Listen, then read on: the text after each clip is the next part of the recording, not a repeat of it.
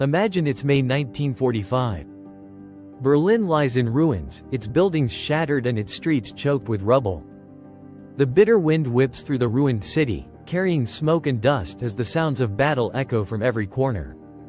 Soviet artillery fire lights up the night sky, a stark reminder that the war is reaching its final, brutal end. Underground, hidden beneath the shattered Reich Chancellery, a group of SS officers huddle in a dimly lit bunker. The air is thick with the smell of burning paper as documents are thrown into roaring flames, each one a piece of the Nazi regime's plans, strategies, and secrets.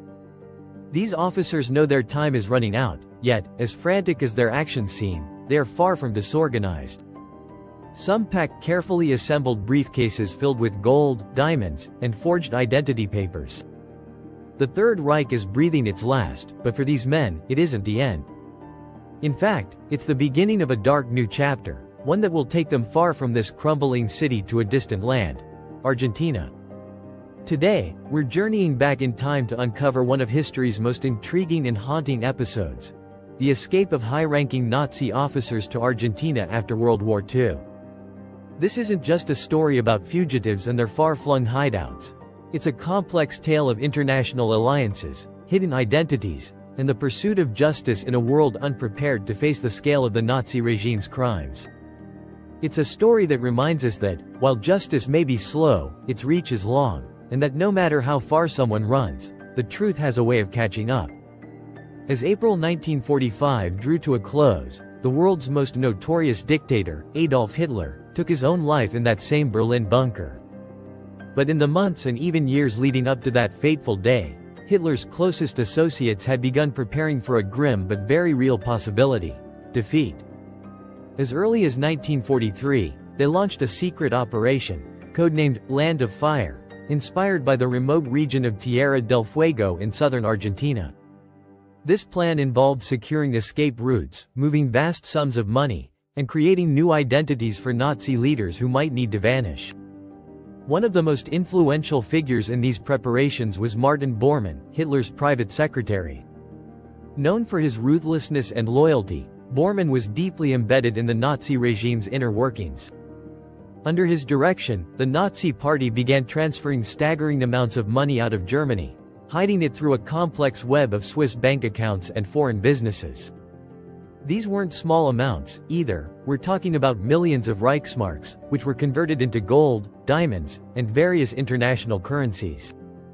By today's standards, estimates suggest that the hidden Nazi assets ranged from $100 million to several $billion. This money wasn't just meant to sustain the lives of fleeing officers. It was a safety net for a defeated regime, a way to ensure that Nazism could potentially survive in exile. The escape routes for these high-ranking Nazis became known as the Ratlines. While many imagine these Ratlines as little more than a few sympathetic supporters or safe houses scattered across Europe, the reality was far more organized and sophisticated. Let's start with one of the main routes, known as the Monastery route. This pathway was orchestrated by a Croatian Catholic priest named Father Krunoslav Draganovic. Operating out of Rome's Croatian College of St. Jerome, Draganovic organized a network of monasteries and religious institutions that provided shelter to Nazi fugitives as they moved through Italy. This wasn't the work of a few sympathetic priests acting independently. It was a coordinated system involving dozens of religious sanctuaries across Europe. By providing food, clothing, and shelter, these institutions helped hundreds of Nazis evade capture. Then, there was ODESSA, short for Organisation der ehemaligen SS Angehörigen, or Organization of Former SS Members. While historians debate the exact structure of ODESSA, it's clear that it was far more than a myth. ODESSA maintained safe houses throughout Europe, had contacts within governments across the continent, and even operated its own transportation system to help these fugitives reach safety.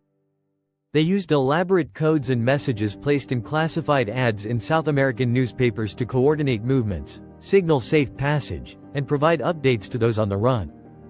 The entire system was intricate and astonishingly well executed, a reminder of how deeply embedded the SS network remained even after the fall of Nazi Germany. One of the boldest and most notorious figures in the Nazi escape effort was Otto Skorzeny. Known as one of Hitler's most daring and loyal commandos, Skorzeny became famous for his role in high-risk operations, including a rescue mission to save Italian dictator Benito Mussolini from imprisonment. Skorzeny was captured by the Allies after the war but escaped from a prisoner of war camp in Germany. He then went on to establish an escape network called Die Spin, or the Spider. Operating primarily through Spain, Die Spin helped hundreds of former SS officers make their way to Argentina. Skorzeny used his military connections and experience to build a vast network, with allies throughout Europe and South America. With him at the helm, Die Spin became one of the most efficient ratlines in the post-war period, sending some of the most notorious Nazis halfway across the globe. Of course, helping these men escape required more than just a few hiding places and travel routes. It required new identities. In the chaotic post-war world, millions of people were displaced, and the Red Cross was overwhelmed with requests for travel documents. This gave Nazi fugitives an unexpected opportunity. Between 1945 and 1951, the Red Cross issued over 120,000 travel documents, often with minimal verification. For many Nazis, all it took to secure a new identity were two witnesses who could vouch for them. That's it, no further background check or investigation was required. The Vatican's Office of Migration also played a role, issuing thousands of travel documents. Some Nazi officers claimed to be Catholic refugees fleeing communist persecution in Eastern Europe. They adopted Spanish or Italian-sounding names but often kept their original initials. Adolf Eichmann, the man known as one of the architects of the Holocaust, became Ricardo Clement. Josef Mengele, infamous for his brutal experiments on prisoners at Auschwitz, became Josef Mengele. These new identities allowed them to slip into new lives, away from the horrors they had inflicted on others. Why Argentina, though? Why would a country on the other side of the world open its doors to such notorious war criminals? To answer that, we need to understand the political climate in Argentina in the 1940s. In 1946, Argentina's new president, Juan Perón, saw an opportunity to bring German expertise to his country. Perón was fascinated by the military efficiency he saw in Germany and admired the technological advancements made during the war. He believed that Argentina could become a global power if it could tap into German scientific and military knowledge. Perón and his wife, Eva, are said to have played active roles in facilitating the arrival of these fugitive Nazis. In 1947, during a European tour, Eva allegedly helped transfer Nazi gold from Swiss banks to Argentina, providing crucial funding for the influx of German nationals. The operation to bring these former Nazis into Argentina was massive. Between 1946 and 1955, Argentina accepted hundreds of high-ranking Nazi officers and thousands of lower-ranking soldiers and officials. This was a carefully orchestrated effort, involving government agencies, foreign consulates, and immigration offices. Argentina's National Immigration Office created a special unit dedicated to processing German arrivals, while the Argentine consulate in Barcelona became a key processing center. Once in Argentina, these newcomers were placed in designated settlement areas, with Patagonia being a particularly popular destination. Many Nazis integrated seamlessly into their new lives, even achieving positions of respect in their communities. Take Adolf Eichmann, for example. After arriving in Argentina in 1950, Eichmann lived quietly in San Fernando, a suburb of Buenos Aires. He worked a series of low-profile jobs, including raising rabbits and later working as a foreman at a Mercedes-Benz plant. His life continued this way for years until Mossad, Israel's intelligence agency, tracked him down in 1960. The operation to capture Eichmann was a turning point, involving months of surveillance and meticulous planning. Mossad agents disguised themselves, rented multiple safe houses, and carefully studied Eichmann's daily routine. When the time came, they carried out the capture with precision, whisking Eichmann out of Argentina on a specially modified El Al aircraft and bringing him to Israel to face trial. Josef Mengele's story followed a different path. Known as the Angel of Death for his experiments on prisoners at Auschwitz, Mengele initially lived under his real name, openly working as a salesman for his family's farm equipment company. He even obtained an Argentine medical license and was known to frequent German restaurants in Buenos Aires. But when Eichmann was captured, Mengele fled again, first to Paraguay and then to Brazil, where he drowned in 1979 while swimming. In towns like Bariloche, the German-speaking communities in Argentina grew and thrived. Bariloche, sometimes called Little Bavaria, became a haven for German immigrants, including former Nazis. German was spoken in shops and schools, and Alpine-style architecture adorned the town. In Buenos Aires, the German community clustered around the Villa Ballester neighborhood, complete with schools, social clubs, and newspapers. The German club on Corrientes Avenue became a meeting spot for former Nazis, a social club where they could gather, share stories, and even reminisce. Yet even as these men tried to hide, their pasts caught up with them. Nazi hunters like Simon Wiesenthal devoted their lives to finding and bringing these war criminals to justice. Wiesenthal, a Holocaust survivor, established the Documentation Center of the Association of Jewish Victims of the Nazi Regime, based in Linz, Austria. Using new investigation techniques, Wiesenthal developed a network of informants, pioneered photo analysis methods, and maintained databases of Nazi tattoos and SS blood type records.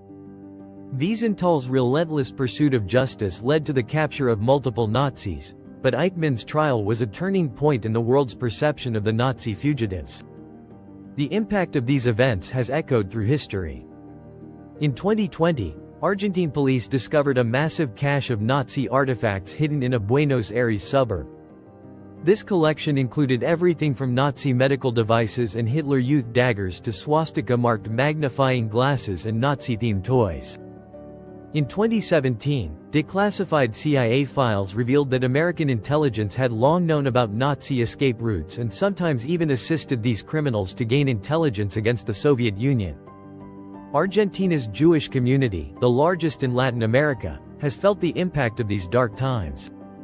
For decades, Jewish families lived with the knowledge that their neighbors could be war criminals responsible for the suffering of millions. The German-Argentine relationship remains complex, with Germany's leaders acknowledging this history and its ongoing impact on bilateral relations. The escape of Nazi officials to Argentina after World War II didn't just alter Argentina's history, it reshaped international law. The capture and trial of Eichmann set crucial precedents, establishing that some crimes are so severe that they transcend national borders and that, following orders, is not a valid defense. This laid the groundwork for what we now call universal jurisdiction in cases of crimes against humanity. Today, the pursuit of justice continues. War criminals around the world still evade capture, exploiting everything from cryptocurrency to humanitarian visa systems. Sympathetic governments continue to shelter criminals, and international jurisdiction remains challenging. This story teaches us that justice has no expiration date. It's about the courage and persistence of people like Simon Wiesenthal, who overcame enormous obstacles to ensure that those responsible for unimaginable crimes faced the consequences. This is a story that isn't just in the past. New documents and testimonies continue to surface, showing us how the choices of individuals like Juan Perón, Eva Perón, and Simon Wiesenthal have shaped history for generations. As we confront new challenges, these lessons are more relevant than ever. The importance of international cooperation, the need for systems that prevent criminals from escaping accountability, and the role each of us plays in remembering history. Let this story remind us that no matter how far someone runs, justice has a way of catching up. The choices we make today matter, not just for us, but for all those who come after us. And above all, may we remember that justice, though slow, remains powerful and unwavering, a beacon for the generations to come.